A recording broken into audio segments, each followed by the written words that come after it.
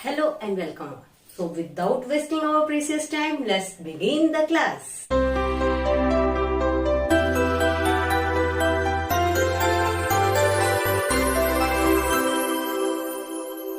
Factors determining supply या फिर इसको कह सकते हैं factor determinants of supply.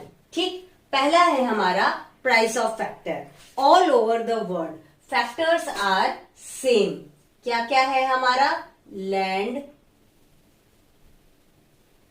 Labour, capital और एंटरप्रेन्योर. ये तो बात हो गई फैक्टर की. ठीक है, अब बात करते हैं प्राइस.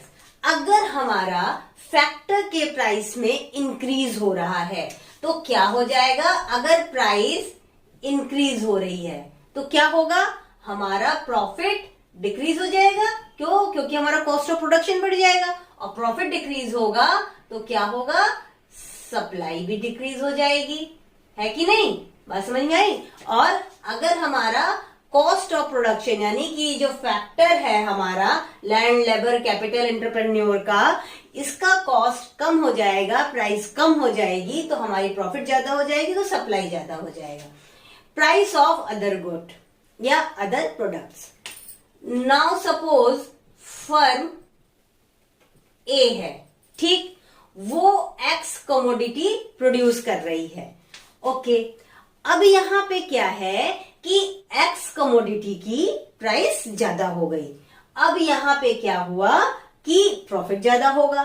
तो क्या है, जो फर्म बी है, फर्म सी है, डी है, मान लो कि वो वाई, जेड ऐसी कोई कमोडिटी बनाती है, लेकिन वो क्या करेगी? वो स्विच कर जाएगी एक्स कमोडिटी पे.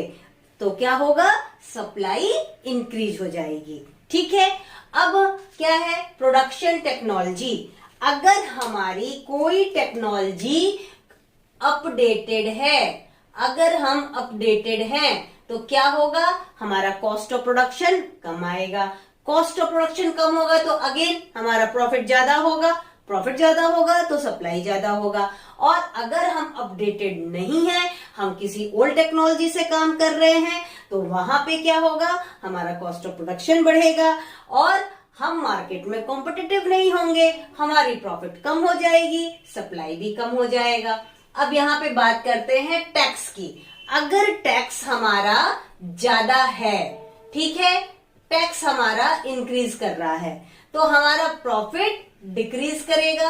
प्रॉफिट डिक्रीज करेगा तो सप्लाई भी डिक्रीज कर जाएगा. ठीक है, बात समझ में आ गई?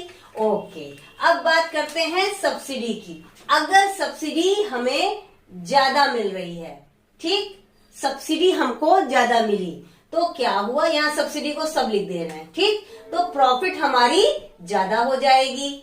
जब हमारी प्रॉफिट ज्यादा होगी तो हमारी सप्लाई ज्यादा हो जाएगी. ठीक है, अब बात करते हैं नंबर ऑफ प्रोड्यूसर या फिर कह लो फर्म्स.